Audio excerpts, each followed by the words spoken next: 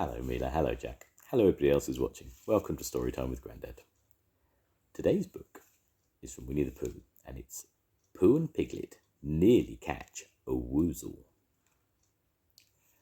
The piglet lived in a very grand house in the middle of a beech tree, and the beech tree was in the middle of the forest.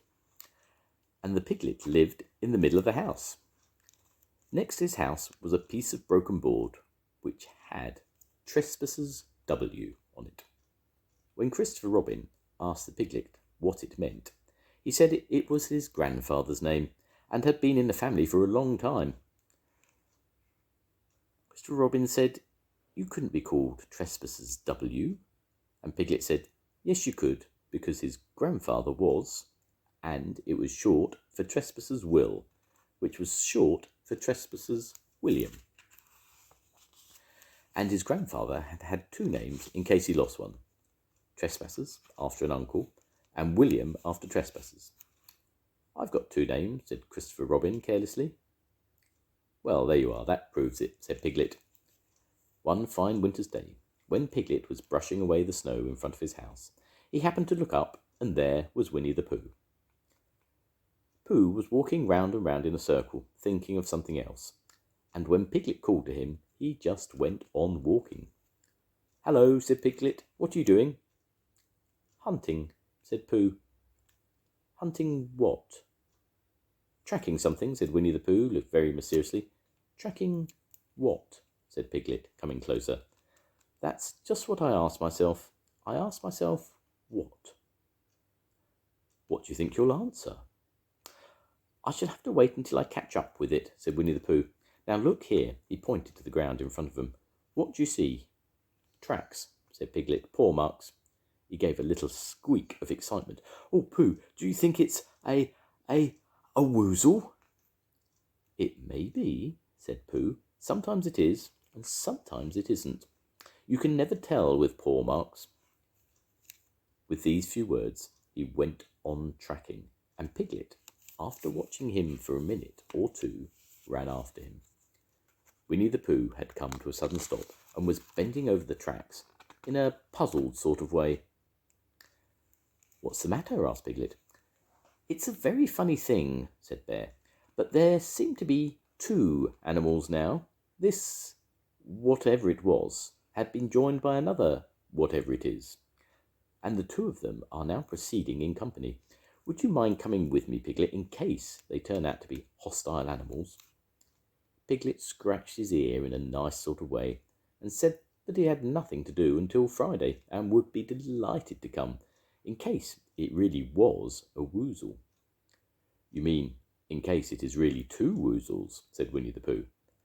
And Piglet said that anyhow he had nothing to do until Friday, so off they went together.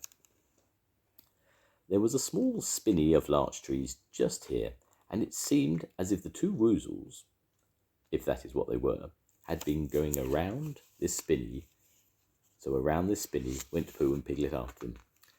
Piglet passing the time by telling Pooh what his grandfather Trespassers W had done to remove stiffness after tracking, and how his grandfather Trespassers W had suffered in his later years from shortness of breath and other matters of interest. And Pooh wondered what a grandfather was like, and if perhaps this was two grandfathers that they were after now, and if so, whether he'd be allowed to take one home and keep it, and what Christopher Robin would say. Suddenly, Winnie the Pooh stopped and pointed excitedly in front of him. "Look!" "What?" said Piglet with a jump. And then, to show he hadn't been frightened, he jumped up and down once or twice more in an exercising sort of way. "The tracks," said Pooh. "A third animal has joined the other two." "Pooh!" cried Piglet. "Do you think it's another woozle?" "No," said Pooh, "because it makes different marks. It is either two woozles and one, as it might be, whizzle, or two, as it might be, whizzles and one. If so it is, woozle. Let us continue to follow them." So they went on, feeling a little anxious now, in case the three animals in front of them were of hostile intent. And Piglet wished very much that his grandfather T.W. were there instead of elsewhere. And Pooh thought how nice it would be if they met Christopher Robin suddenly, but quite accidentally, and only because he liked Christopher Robin so much. And then all of a sudden, Winnie the Pooh stopped again and licked the tip of his nose. In a cooling manner, for he was feeling more hot and anxious than ever in his life before. There were 4 animals in front of them. Do you see, Piglet? Look at those tracks. 3, as it were, Woozles, and 1, as it was, Woozle. Another Woozle had joined them. And so it seemed to be. There were the tracks, crossing over each other here, getting muddled with each other there, but quite plainly, every now and then, the tracks of 4 sets of paws. I think, said Piglet, when he had licked the tip of his nose too and found that it brought very little comfort, I think that I have just remembered something. I've just remembered something that I forgot to do yesterday, and I shan't be able to do tomorrow, so I suppose I really ought to go back and do it now. We'll do it this afternoon, and I'll come with you, said Pooh.